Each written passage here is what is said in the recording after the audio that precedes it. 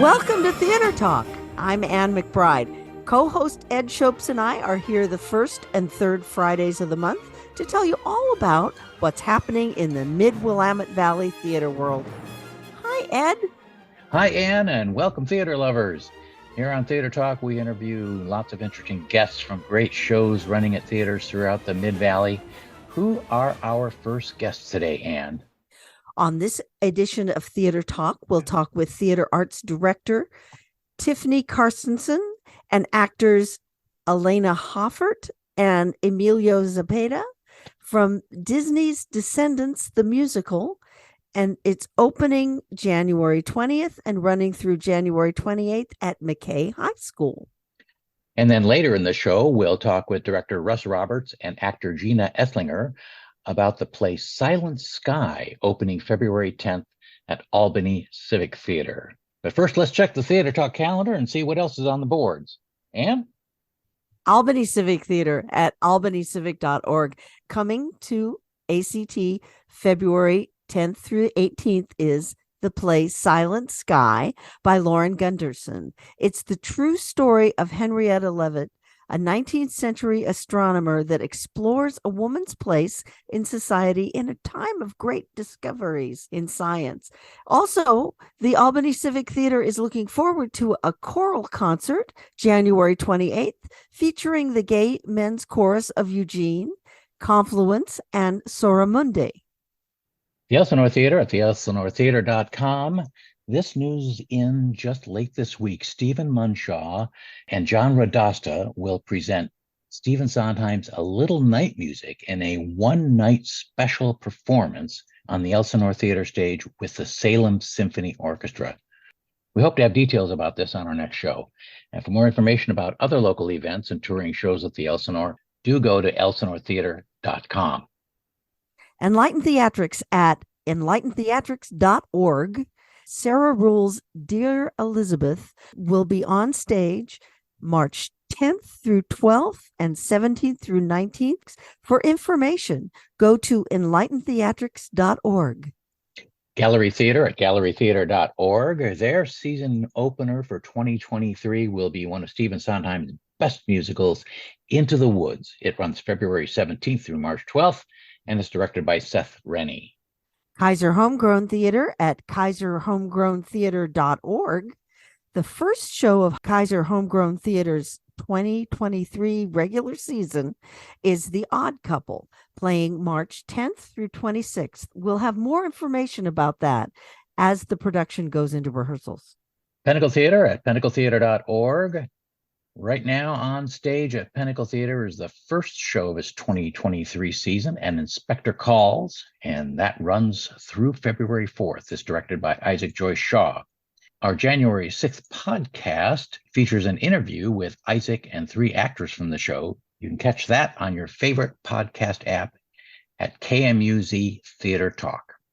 Joe Dodge's acting workshop for actors 18 and older is now on at Pinnacle Theater's new rehearsal studio in downtown Salem. For more info and to sign up, go to tickets.pinnacletheater.org. The Salem Playhouse at thesalemplayhouse.com. The Salem Playhouse Acting School also offers classes for both kids and adults held at Kaiser Homegrown Theater. Sign up by going to thesalemplayhouse.com and clicking on the Classes tab. Spotlight Community Theater in Staten at spotlightct.com. The first show of their 2023 season is the classic tale Pygmalion, and that opens May 11th. Now on to the colleges. Western Oregon University at wou.edu/theater. Coming up March 2nd through 10th at Western is The Laramie Project by Moises Kaufman and members of the Tectonic Theaters Project, and that's directed by Michael Phillips. The final show of Western's academic year is The Wolves by Sarah DeLappe. It plays May 31st through June 3rd. And at Willamette University, and they're at wutheater.com, the next show of Willamette's 2022-23 season is The Secretaries. a kind of horror comedy by the five lesbian brothers. It's a wacky tale set in Big Bone, Oregon, and it plays February 16th through the 26th. Sounds like fun. And let's get to the high schools. McKay High School, and their Facebook page is at McKay Thespians. They have Disney's Descendants the musical, and it opens Friday, January 20th and plays January 21st on the Saturday. And then the next week, Thursday, January 26th and Saturday, January 28th. Ticket info is on McKay's Facebook page and also McKay Theater on Instagram. And you can listen to our interview later in our show. McNary High School is on Facebook at Ken Collins Theater, and they're having another Disney show, Mary Poppins, that's coming to the McNary High School stage January 25th. Get your tickets at mcnarytheater.ticketleap.com. North Salem High School, and they're on Facebook at NSHS Theater. They are doing Freaky Friday, the musical, and that will be on stage March 2nd through the 11th. And that wraps up this week's Theater Talk calendar. Stay with us for today's first guest, Tiffany Carstensen, Elena Hoffert, and Emilio Zepeda from the production of Disney's Descendants, the musical at McKay High School. We're speaking with Tiffany Carstensen, a drama director at McKay High School and director of Disney's The Descendants, the musical, opening Friday, January 20th. And she's brought some cast members with her, Elena Hoffert and Emilio Zepeda. Hi, welcome to Theater Talk, you guys. Hi. Hi. Hello. Hey, Tiffany, tell us a little bit about Descendants, the musical. This is a new work by Disney, and I understand that McKay High School is the first to do it in Oregon. As best we can tell, we're the first school to do it. Yeah. And this is a stage version of the movies. That it's mostly Descendants 1 with a little bits of Descendants 2 to just make it a little more stage friendly. And it's got a bunch of the songs that fans of the Descendants franchise know and love. And yeah, we're super excited to be one of, if not we think the first school in Oregon to premiere it. Can you give us a little recap of the storyline? So the story opens with the heroes and villains in the Disney universe separated. The heroes and their children live in Oregon, and the villains and their children live on the Isle of the Lost. And the upcoming king, played by Emilio, decide that he wants to try and bring the two worlds together. And so he selects the children of 4 Disney villains to come to Oregon Prep, which is like a boarding school for the heroes' kids, to see how the two worlds can meld and love and comedy and conflict ensue. Now, Ben is the son of Belle and Beast, and Mal, who is played by Elena, is the daughter of Maleficent. Okay, and they fall in love? Well, yeah. I mean, we don't want to give any spoiler alerts. So I would say there's definitely some magic involved that may or may not have things turn out the way we would like them to. Well, Elena, Emilio, do you want to talk about that? There's a lot of different aspects of magic, like Ms. Carstensen said in the musical, because it is the villains and the heroes. So there's just a lot of different things that go into it. And between Mal and Ben's connection and the other VKs, my best friends in the musical, and Ben's friends, and how we just kind of connect between the two worlds coming together. Musically, I hope. Yeah, of course. So you dance and sing? Yes. Yes. And do you sing together? I guess you'll just have to find out. Oh my goodness. We can say that it would not be a Disney musical without some duet. Right. Right. And is there dancing? Yes, lots of it. Well, that sounds like fun. Yeah, the original movie was directed and choreographed by Kenny Ortega. Oh, So wow. that gives you, yeah, kind of an idea of like the level of dancing that's expected. And we brought in 2 choreographers for this show, so that they could divide the songs up and then focus on the areas of their expertise as choreographers.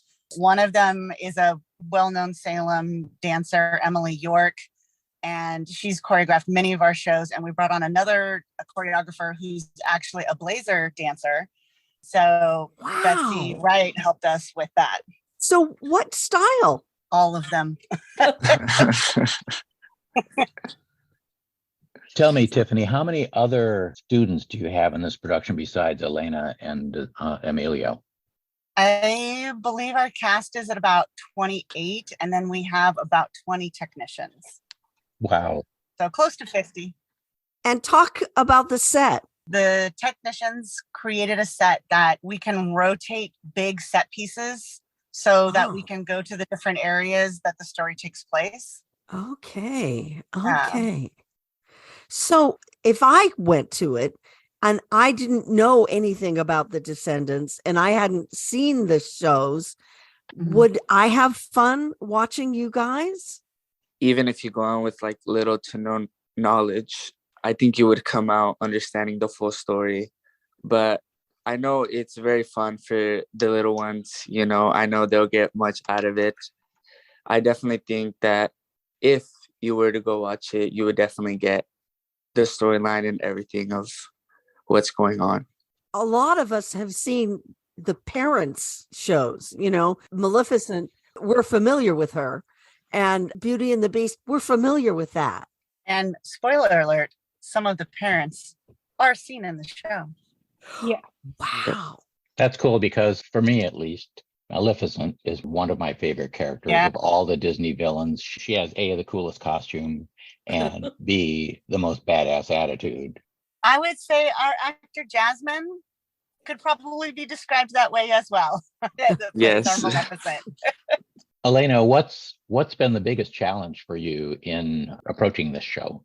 Me personally, it's been believing in myself that I can do it, because there's been a lot of parts in my life where I've kind of put myself down, but having people like Miss C and our head technician, Mr. Torres, they've really put it into a new perspective that I can believe in myself. Well, that's a wonderful lesson. Yeah. And having my amazing cast alongside with me has really helped too, especially Emmy, because he's had experiences as leads before. And he's really helped me along the way of believing in myself and getting ready for a lead. And Emilio, what's been your greatest reward that you've taken from the show so far? I would say how much I've been able to get into character and has managed to, I guess, tell a story. I would never imagine like myself being on stage, let alone perform in front of a whole bunch of random people that I don't know. And as Elena mentioned, I have been casted as lead the year before, and it's a very big change from last year to this year, going from a mature adult to a now young prince. And it was difficult at first, and it's something that I'm still working now to get even better.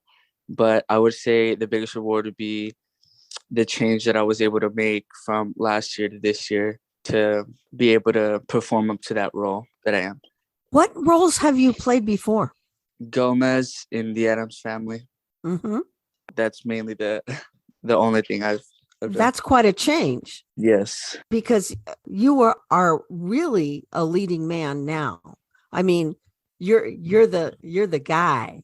You're the one everyone wants, right? Prince Ben, yes. Yeah. Yeah. Well, Tiffany, your program at McKay High School and you as the director of theater arts are well known for putting up shows that really feature the diversity in your school. Tell us how this show fits in that vision. The great thing about it, at the makeup of our department, we're very fortunate that it matches a lot of the makeup of our school. And Disney does a great job, especially in the last 5 to 10 years of trying to not only showcase more diversity themselves, but also it's nice for us to be able to pick shows where it doesn't matter who we cast. And so we've been able to just really embrace this show and cast the best people in the role, and not only accept the actor that shows up and is cast in the part, but celebrate it as well. We mentioned Jasmine, our Maleficent. She identifies as Asian, and Mal, Elena, that you're speaking with right now, identifies as white, but they're mother and daughter. Who cares? Like, it's just great. Right. Because family's family. That's wonderful. Elena, Yes. you're playing kind of an everyman kind of role, right? I mean, everything happens to you, right? Yes. And how are you doing the juxtaposition of you're a leading person, but come from a background of bad guys? Well, I think it, like, as Mal, she goes with it. Like, she's the leader for her friend group, basically the instigator for everything, but she just wants to make her mom proud. Like, she's just trying to make everything go right for her mom, no matter what her background was or what her past has been or what her future will hold. She just wants to be there for her mom because she loves her mom and she loves her friends. Like, she just wants to be there for everyone. And that's kind of interesting because, as Ed has said, Maleficent is kind of a bad guy, Yeah. but not to a daughter. There are parts in the show that show kind of Maleficent and Mal's relationships and their connection. And despite however Maleficent treats her daughter or treats other people, it's all about that mother-daughter connection. Like, no matter what you guys go through, at the end of the day, you're still going to love each other, even if you don't show it. It's just that bond, that connection that you have. Is Mal a young gal who has a heart of gold but a checkered background, or is she a testy gal who's trying to do the right thing? Well, that kind of changes throughout the show, and even in the movies it changes.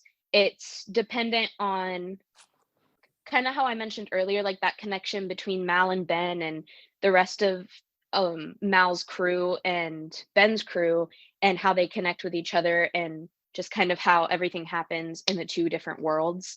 It's dependent on how Mal's feeling, and she starts off one way and she ends up a different way, all because of how everything plays out. And Emilio, what is Ben's challenge in this show? What's his tipping point? What does he have to overcome? He has to overcome a lot of the hatred and negativity that the Oradon parents and kids give to him. Obviously, connecting two opposite worlds with each other can either go good or bad, but my intention is to show everybody that connecting our two worlds can be a very good thing. And there is a lot of challenges that comes along the way, which, like I mentioned earlier, when you're used to a specific type of environment, people don't like a change. And when somebody wants to change, not very many people will agree with that. And I would say that would be the main challenge that I face in this show, would be the disagreement from not only my parents, but the rest of Oradon. So you want to welcome these people and work with them, but no one in your area agrees, or do they go along with it? Yes, when I mentioned to my parents that I want to bring diversity into Oradon, not only do they not agree with it, when everybody else hears about it, they don't agree with it either, and they just have a mindset that they're a specific way only because they live on the Isle of the Lost and their parents don't have the best background. So they're just very judgmental and don't expect very much from the VKs that are coming. You know, Tiffany, this sounds like there are lessons that can be learned in modern day, right? Yeah, there's definitely been more than one occasion in rehearsal where we've been like #relevant. Yeah. Yeah. Yeah, absolutely. Truly. Tiffany, tell us, how do we find out more about the show and where do we get tickets? We are really trying to amp up our social media campaign. So, Elaine, if you could be getting the handle ready for our Instagram, I'll turn it over to you in a second. But we are doing takeovers and really trying to publicize on our Instagram and Facebook. And then we have a website that we're using. The company is called Ludus, Luds. And you can just search McKay High School at Ludus, and then you'll be able to find our website and buy tickets.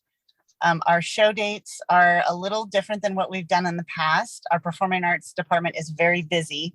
And so we are in our first weekend doing a show on Friday night and Saturday night, January 20th and 21st. And then our second weekend is going to be a Thursday night and then a Saturday double day. That will be the 26th and the 28th. So we're not doing a show on Friday night. We have some cast members that are part of our a cappella team at school, and they have a competition that Friday night. So they're going to do a show, a competition, and 2 shows. Yeah. First weekend is Friday, Saturday. Second weekend is Thursday, Saturday. Thanks very much for joining us, Tiffany Carstensen from McKay High School. She's the director of Disney's Descendants, and she's also director of the theater arts program at McKay. And thank you very much also Elena Hoffert, who's playing Maleficent's daughter Mal, and Emilio Zepeda, who's playing Ben, the son of Belle and the Beast in Disney's Descendants.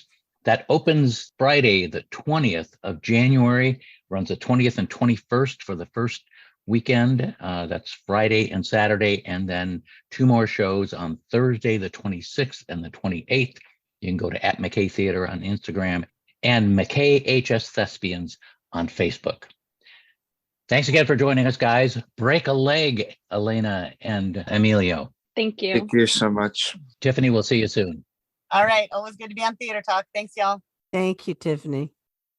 And up next, we'll talk with director Rus Roberts and actor Gina Eslinger about Silent Sky, opening February 10th at Albany Civic Theater. Stay with us.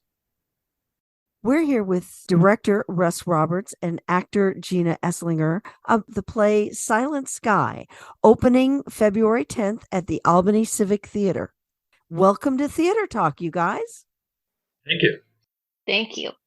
Russ, this sounds like a really interesting story. 19th century astronomer Henrietta Leavitt is a woman who's not well known, but she made some significant discoveries in a time when a lot of discoveries were being made. And guess what? Men took the credit for them. Absolutely. The play actually takes place between 1900 and 1920. And like you said, it tells the story of Henrietta Leavitt. She was a mathematician by training. She went to Radcliffe and got a certificate from there. And an instructor there said, if she was a man, she would have gotten a BS, a Bachelor of Science. But since Radcliffe did not offer those degrees to women, she had to settle for a certificate. And she was part of the human computer. Was that a bunch of women or? Yeah, it was several rooms. I mean, there was a staff, I think upwards of like 10 or 12 of these women who were labeled as computers.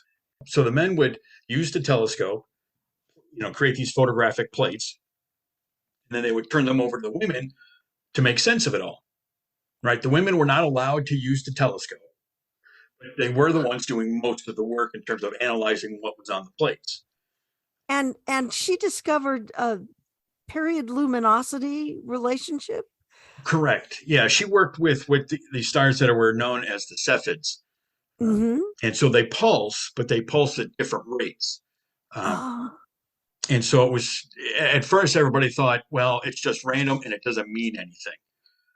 And they also thought that they were pretty rare. Well, when she sat down and actually started to study the slides, she realized that there were thousands of them. And the reason why nobody noticed is because some of them just pulsed so slowly that on any 6 or 7 plates, you didn't know that. But if you looked at 12 or 14, then you could see them pulse. And she discovered that frequency of the pulse had to do with how far away they were? She determined a way to calculate how far away a star actually is based upon this pulsing activity. Wow. And she didn't get credit for it. The way I refer to it is she created, the keys to the kingdom, but was not allowed to enter. And it was Hubble, the astronomer Hubble, who was the first one to actually use her computations to calculate how far away an actual star was. He got a telescope named after him, and she didn't. Oh, that's just awful. And that is so common. Women in science just didn't get the credit. No. There was another story that kind of ties in with this one. It's Rosalind. Now I'm going to forget her name. She was the one who created what they refer to as photograph 51.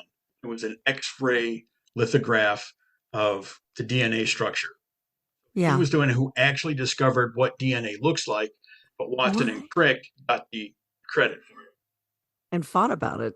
Yeah. And with both of those cases, it's not that people were unwilling to give them credit, which, that was part of it, but also was that they both died rather young. I think Henrietta was like 53 when she passed of stomach cancer. But the thing is, the Nobel Prize Committee does not award their prizes posthumously. So that was the other problem with both of these women, was that they died before they got credit. Right. Mm-hmm. Well, Gina, you're playing Henrietta Swan Leavitt. What's it like to play a character who made such significant strides in the work of astronomy, but ended up being treated as an insignificant by the males who were basically taking credit for her work? Yes. Well, first of all, it's a huge honor. It is quite a large shoes to fill. And she's just an incredible woman and just such a genius and so intelligent. It feels huge. And I really admire her. As far as being treated as she did, there were different times. And I believe a lot of that is still around as far as how women are treated in the sciences and STEM. Right. And it's kind of it's a trippy experience, because being on stage and being treated like that in rehearsal, being in character, you can kind of feel how she felt all day, every day, and how she pushed through all of those biases and all of those prejudices to really, discover one of the most important discoveries of science. I just think that she had an iron will. I think that she had just passion, just unmatched by anyone else of that time, to be able to still discover all that and push through. And now talk to me about her hearing. Wasn't she deaf? She was able to hear with the help of a hearing aid. In my research, it sounds like she was working as a teaching assistant while she was in college, and she got sick and her hearing was affected, and it slowly started getting worse and worse over the next years of her life. She's so admirable, and she had such problems, the hearing, and she died early. It's so unfair. Yes, she had health problems her whole life, and nowhere that I've read tells you exactly the specifics of what her problems were, but we do know she died of stomach cancer. But she took several breaks from her work at the observatory to tend to her health. And I know that while she was home, she had a surgery at one point for her stomach. I think probably a few years before she died, this happened. But it's within the timing of the play that she had this surgery, but the play doesn't address that. Tell me about the play. Oh gosh, this play is just gorgeous.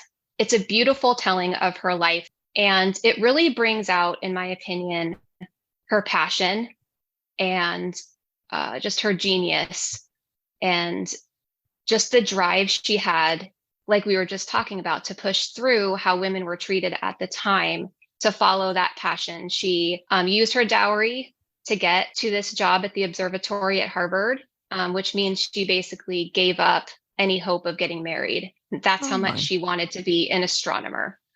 And the hours were very, very long. And the play does portray that. They sat for hours looking at star plates and writing down the star's magnitude, spectral class, and all the details about where they were located. And it was very hard, arduous work. But they made it possible for all the discoveries, in astronomy to happen. And so this just her story, and it focuses on her work, of course, and her journey towards her big discovery about the Cepheid stars. And they show her relationship with her sister, Margie. Mhm. And there is also a love story with one of the Dr. Pickering was in charge of the observatory, and he was a real life person. And Peter Shaw is who ends up being her love interest in the play. So there is a romantic element of the play as well. This is quite an honor to play this role. Yes. Rus, tell us how you found this play and what brought you to suggest it for Albany Civic Theater. We did a reader's theater version of it at Oregon State University called Women in STEM. And so that's what kind of really got me interested in it, was when we did the reader's theater. And I was just like, not enough of these stories are being told. We had the movie Hidden Figures, which is essentially the exact same story 40 years later, set in the 60s. And so it just, these stories need to be told, and so I just took it upon myself, I have to share this with people. The playwright, Laura Gunderson, has written a couple of important works about women.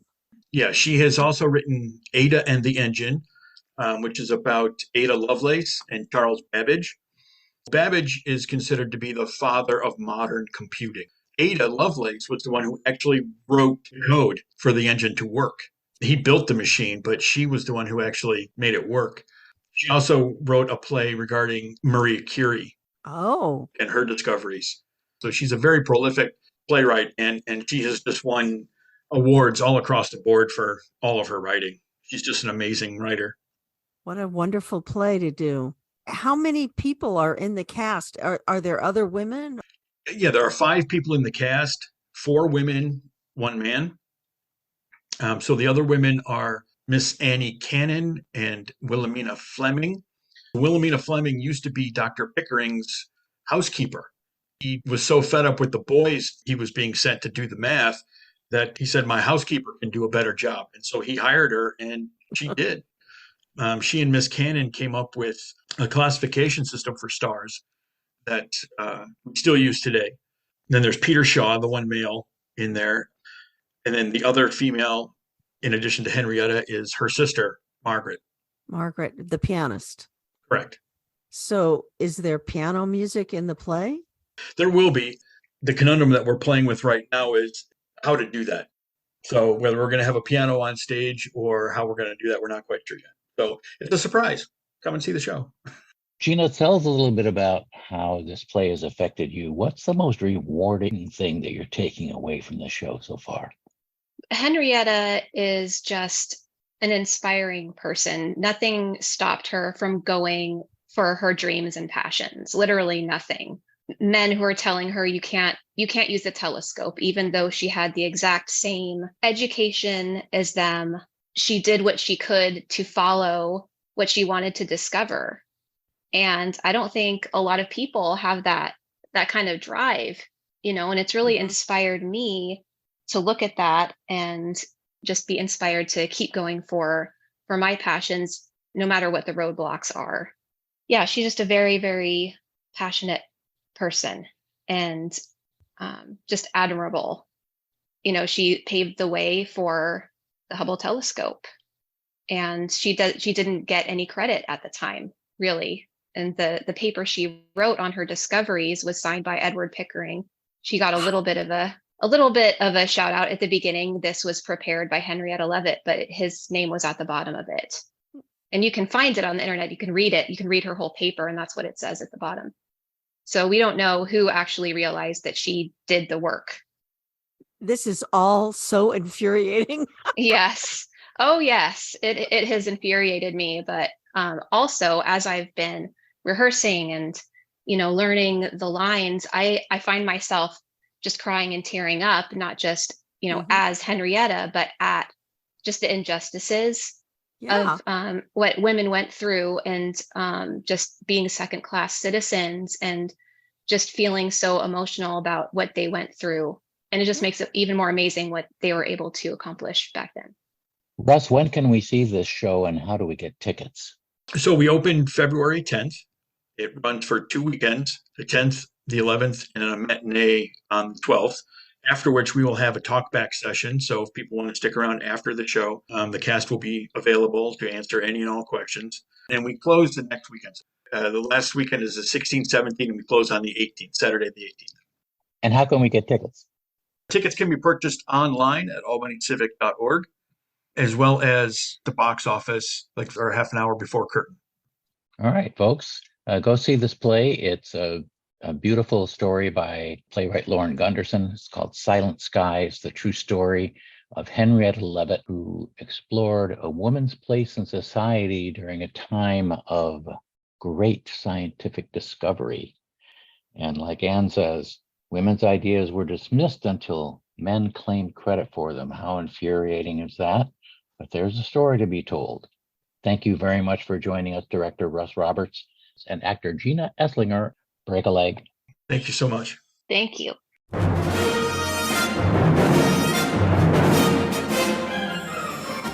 It's time to wind up this week's Theater Talk program. Thank you for listening. Next week at 9 a.m., you can tune into Talking About Art with Joel Zach. And Theater Talk on KMUZ is a proud member of the Salem Theater Network. Theater Talk airs the first and third Fridays of the month on KMUZ 100.7 and 88.5 FM, and as a live stream or on demand at kmuz.org. You can also subscribe to our free KMUZ Theater Talk podcast at Anchor FM and on your favorite podcast app. Tune in to KMUZ on February 3rd when Ed and I return with a brand new Theater Talk program to fill you in about what's happening in the Mid-Valley theater world. In the meantime, check our Theater Talk Facebook page for news and updates about live theater in the Mid-Willamette Valley. And if you haven't yet joined in to support Theater Talk and the rest of KMUZ's great community radio programs, go to kmuz.org right now and click the Contribute button at the top of the page. And thanks. Until next time, We'll see you in the front row.